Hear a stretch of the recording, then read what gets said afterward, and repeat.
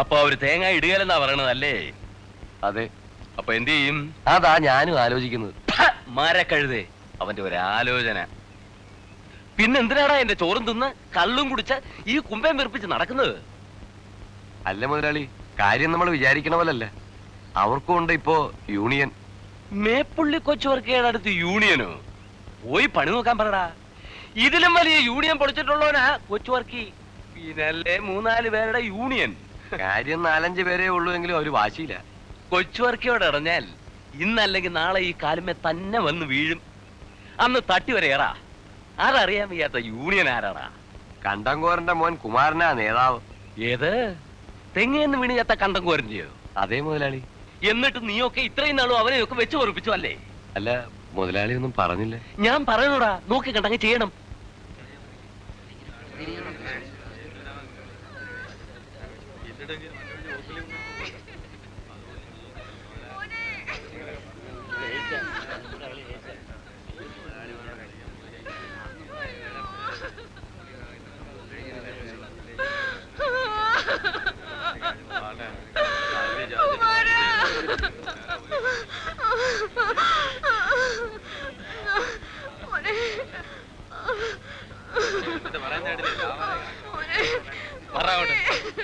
മാറിക്കേ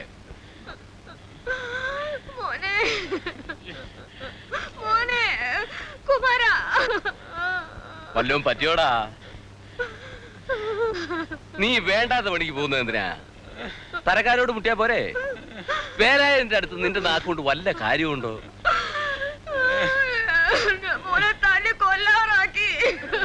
ആരാ?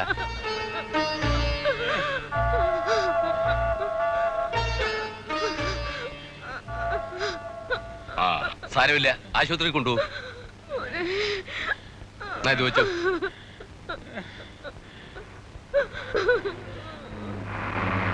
ആ വരുന്ന വണ്ടിയെ കൊണ്ടുപോയിക്കോ. ഒന്ന് പിടിച്ചു കൊറ.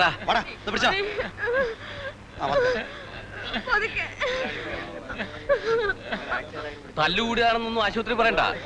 വെറുതെ പോലീസും കേസും വീണതാണെന്ന് പറഞ്ഞാൽ മതി. കേട്ടോടി?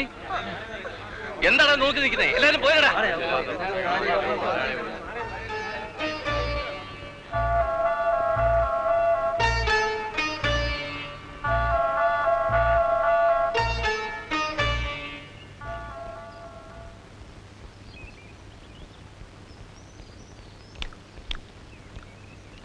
എന്താണ്ടേ? അനിയനിവിടെ പുതിയതാ അല്ലയോ? അതെ. ചോദ്യം കേട്ടപ്പോഴേ തോന്നി ഇതിവിടെ പതിവാ.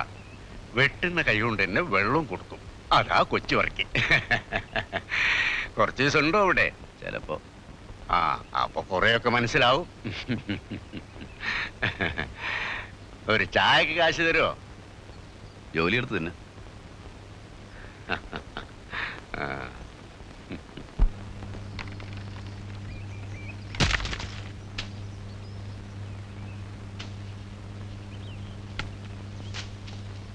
മുതലാളി, ചായ.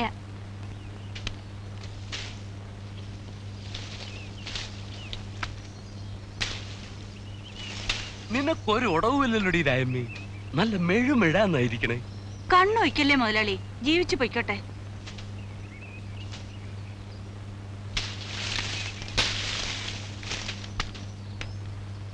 ഇവരുടെ സമരമൊക്കെ തീർന്നോ? എന്ത് സമരം? അവർക്ക് 2 തേങ്ങ വേണമെങ്കിൽ ഞാൻ കൊടുക്കരുത്. എന്തിനും എന്റെ അടുത്ത് വരണം. എല്ലാ ചെക്കൻ പറഞ്ഞ് പറ്റിച്ച ആ കുമാരൻ. അവൻ ആശുപത്രിയിൽ നിന്ന് വന്നോ? കുഴപ്പമൊന്നുമില്ല. എന്നാൽ 2 ദിവസം അവിടെ കിടക്കട്ടെ. ചെറിയ പനിയുണ്ട്. അതിനും ചെലവ് ചെയ്യാൻ ഈ കൊച്ചുവർക്കി മുതലാളി തന്നെ വേണം. ഓവേ, ചെറിയ മീനിട്ടല്ലേ വാളയും തുള്ളിയും പിടിക്കണത്. ഒന്ന് നിന്നേടി. നിനക്കെന്താ ഇത്ര തൃപ്തി? കടയിൽ ആളുണ്ട് മുതലാളി. വാടി വീഴുന്ന തേങ്ങയൊക്കെ എടുക്കുന്നില്ലേ നീ? ഓവ. അത് നീ കണക്ക് വയ്ക്കാനൊന്നും നിൽക്കണ്ട. സണ്ണിച്ചനോട് പറയുകയും വേണ്ട. അത് നിനക്കെന്റെ ഫ്രീ. തീർവായിട്ടും ആ പുരേ തന്നെ നീ താമസിച്ചോളാൻ പറഞ്ഞത്. ചില മനക്കണക്കുകളൊക്കെ കൂട്ടിയിട്ടാ. അതെനിക്കറിയാം. പിന്നെ നീ ഇതുവരെ എന്നെ ഒന്ന് വിളിക്കാഞ്ഞെന്താ? വിളിക്കാന്നേ. ഓ, ഇത് പറഞ്ഞു തുടങ്ങിയിട്ട് കൊല്ലം 3-4 ആ വഞ്ചിക്കാരൻ മാപ്പിളെ പോലെ നിന്നെ ഞാൻ ചതിച്ചിട്ട് പോയൊന്നുമില്ല. നിനക്ക് ജീവിക്കാനുള്ള വക ഞാൻ തരും.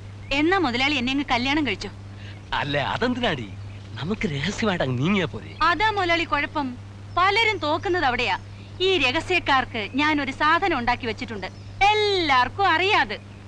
കൊല്ലൻ കുട്ടപ്പനെ കൊണ്ട് പ്രത്യേകം പറഞ്ഞുണ്ടാക്കിപ്പിച്ചതാ ഒരു വെട്ടുകത്തി. അതെടുക്കാൻ രാജമ്മയുടെ കൈക്ക് ഒരു ഉളുപ്പുമില്ല. ജയിലിലും ഇപ്പൊ 2 നേരം ചോറാന്നാ പറയുന്നേ. പിന്നെ രാജമ്മയ്ക്ക് എന്താ? പോട്ടെ.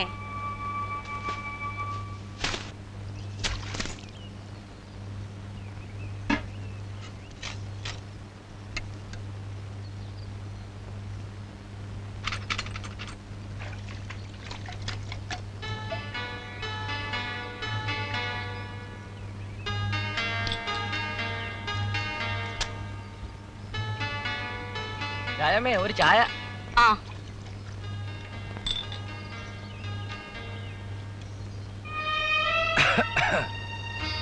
വേലായുധോ വിട്ടുപിടി. എന്താ രാജമ്മേ വേലായുധനൊരു ചുമ? കൊച്ചുവർക്കി മുതലാളിയുടെ ചോറ് എല്ലിന്റെ ഇടയിൽ കയറി തുടങ്ങിയിട്ടുണ്ട് അവന്. അത് എത്ര നാളത്തേക്കുണ്ടാവും? കൈതക്കടം മാത്തും മുതലാളി അടയും ചക്കരയല്ലായിരുന്നോ? എന്നിട്ടിപ്പ എന്തായി? മാത്തു ചുണയുള്ളവനായിരുന്നു, ഇവൻ പേടിച്ചു തൂറി. നമ്മുടെ ചത്തുപോയ റൈറ്റർ മുഹമ്മദിന്റെ നിഴല് കണ്ടാ പറക്കണ ചെക്കനായിരുന്നു. ഓ ഇപ്പം വലിയ കേടിയാത്രേ. പോലീസിന്റെ കുപ്പായം കണ്ട ഇപ്പോഴും അവ സ്ഥലം കാലിയാക്കും. വേടക്ക് നിനക്ക് ഇതുവരെ എഴുന്നേറ്റ് പോകാറായില്ലേ? നേരെ വെളുത്തപ്പ തുടങ്ങിയ ഇരിപ്പ കീറിയിൽ നോക്കാൻ. പിന്നെ പുട്ടും കള്ളാരും കാണാത്തതല്ലേ, ഞാൻ ഈ പേപ്പർ നോക്കിയായിരുന്നു. നിനക്കിപ്പോ പണിയൊന്നും ഇല്ലേ പോയിന്നാ? നാളെ പോണം. 2 ദിവസമായിട്ട് ഒരു സുഖമില്ല, എന്താണാവോ? ഉവ്വ ഇവൻ പണിക്ക് പോവും. 2 ദിവസം പോയാ പിന്നെ 1 മാസത്തേക്ക് മേലനങ്ങില്ല. പിന്നെ ഈ കിറി നോട്ടോ തെണ്ടിത്തീറ്റയാ. ഓരോരോ ആമ്പിള്ളേര് വേലയെടുത്ത് അന്തസ്സായി ജീവിക്കണം. ഇവൻ ഈ കുശുമ്പും പൗശന്യം പറഞ്ഞ് കവല നിരങ്ങണതാ ഇഷ്ടം. ഈ രാജമ്മ ചേച്ചിയുടെ നാക്ക്. ഞാൻ മീൻ പിടിക്കാൻ പോവാ. എത്രയായി? 1.5.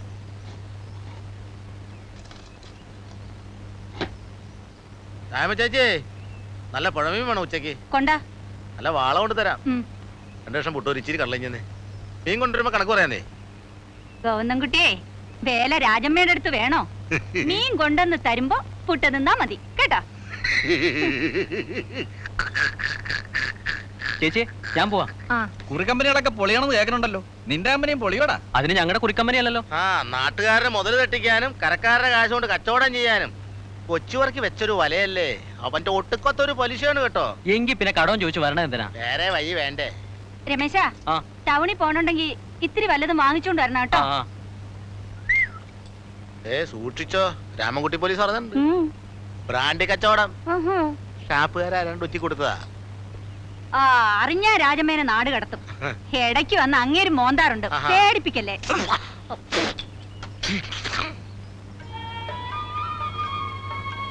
ഏയ് നിങ്ങൾ പോയില്ലേ? വാ ഒരു ചായ കുടിച്ചിട്ട് പോവാം. ഹലോ, രവിയുടെ കൂട്ടുകാരനല്ലേ? അന്ന് ഞാൻ കണ്ടു. എവിടെയാ നാട്? നാടില്ല. നീ പേരുണ്ടോ ആവോ? ഉണ്ട്, ചന്ദ്രൻ. ചോദിക്കണതിൽ വിഷമം തോന്നരുത്. രവിയുടെ കൈ കുറച്ച് കാശുണ്ടായിരുന്നെന്നും അത് തട്ടാൻ വേണ്ടി ആരാണ്ട് ചെയ്തതാണെന്നും ചിലർ പറയുന്നുണ്ടല്ലോ. എങ്കിൽ ശരിയായിരിക്കും. നാട്ടുകാർക്ക് എന്താ പറയാൻ പാടില്ലാത്തത്? രാജമ്മേ പറ്റുമായിട്ട് തീർക്കാം. തീർത്തേക്കണം. എന്ന് പോവും? ഉടനെ ഇല്ല, ഇത്തിരി കാര്യങ്ങളുണ്ട്, അത് കഴിഞ്ഞിട്ടേ പോവും.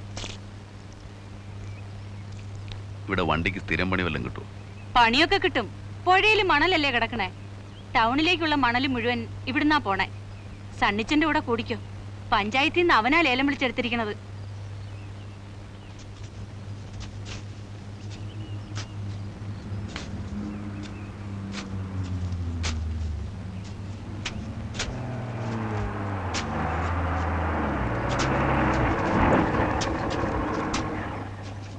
സണ്ണിച്ച മുതലാളി വഞ്ചിപ്പരയിലുണ്ട്.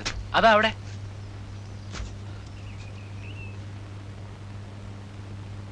നീ അവളോട് പറഞ്ഞില്ലേ? പറഞ്ഞു, ഇപ്പൊ വരാൻ പറ്റില്ലെന്ന്. ആളുകൾ കാണുമെന്ന്. പിന്നെ ആളുകളുണ്ടങ്ങ് വിഴുങ്ങും. ഇവറ്റകളുടെയൊക്കെ ഡിമാൻഡ് കാണുമ്പോഴാണ്.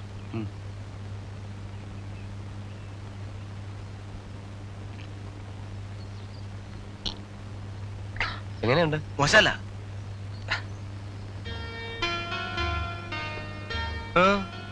വണ്ടിക്ക് കുറച്ച് ദിവസത്തേക്ക് എന്തെങ്കിലും പണി കിട്ടിയേ കൊള്ളായിരുന്നു. അപ്പൊ ഇവിടെ തന്നെ കൂടാൻ തീരുമാനിച്ചോ? അങ്ങനെയില്ല, കുറച്ച് ദിവസം. ചന്ദ്രു എന്നല്ലേ പേര്? അതെ. മണൽ തരാം. വല്ല പാർട്ടി കൊണ്ട് അടിച്ചോ? എനിക്കിവിടെ ആരെയും പരിചയമില്ല. ഒരു കാര്യം ചെയ്യും, ലോൺ എടുത്തു. ടൗണില് മാത്യു പോൾ എന്ന ഒരാളുണ്ട്, ആരോട് ചോദിച്ചാലും പറഞ്ഞുതരും. കോൺട്രാക്ടറാ. ഞാൻ പറഞ്ഞു എന്ന് പറഞ്ഞാൽ മതി. ഓ, ഇവൻ ലോഡ് കയറ്റി കൊടുക്കാൻ പറ.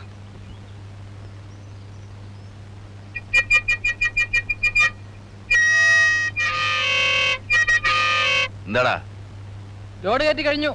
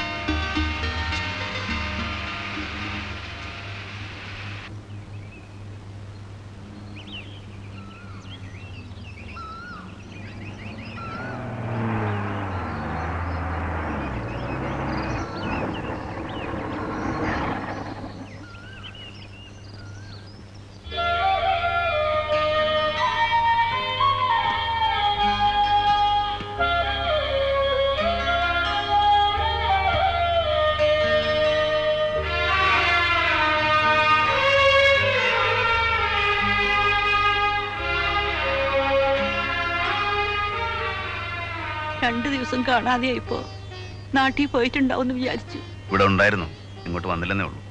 രമണി അവള് കിടപ്പ് തന്നെയാ.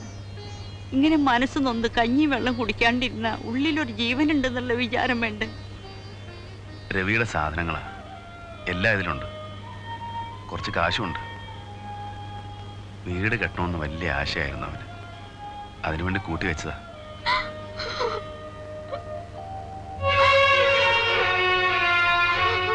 കരയാണ്ടിരിക്കാൻ പറ. ഇത് കേൾക്കാണ്ടിരിക്കാനാ കുറെ ദിവസം ഞാനിങ്ങോട്ട് വരായിരുന്നേ.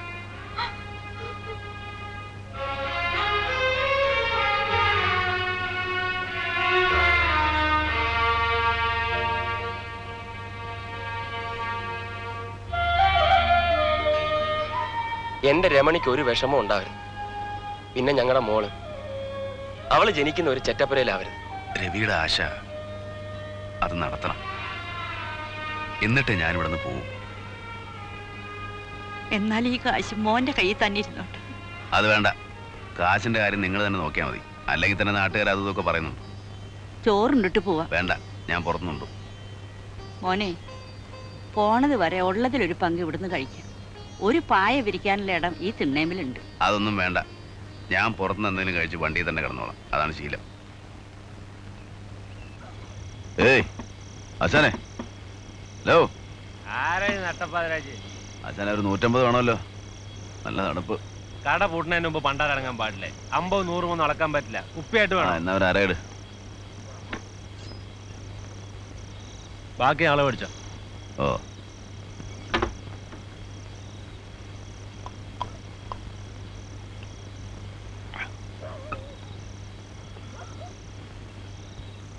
ഒരു തുള്ളി എനിക്കും തരുമോ?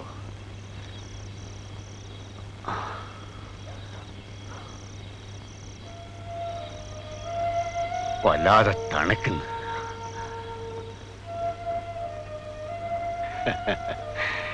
എന്റെ കാല അഴിച്ചു വെച്ചിരിക്കുക.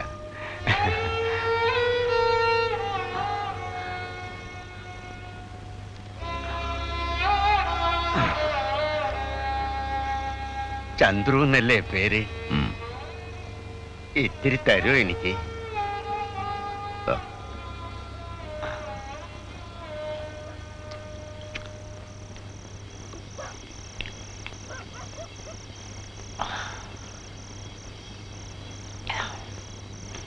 ജാനമ്മയുടെ വീട്ടിലാണോ കിടപ്പ്? അല്ല, വണ്ടിയില്ല.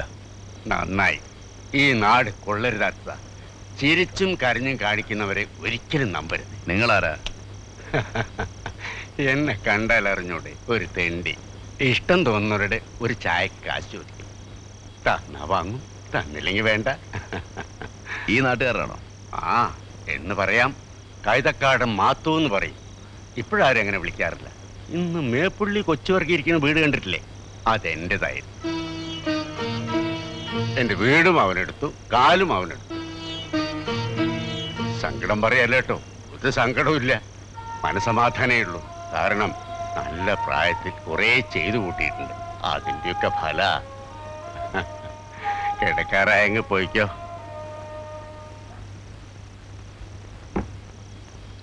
കുറച്ചാളുണ്ടാവും ഇവിടെ. അധികം തങ്ങണ്ട.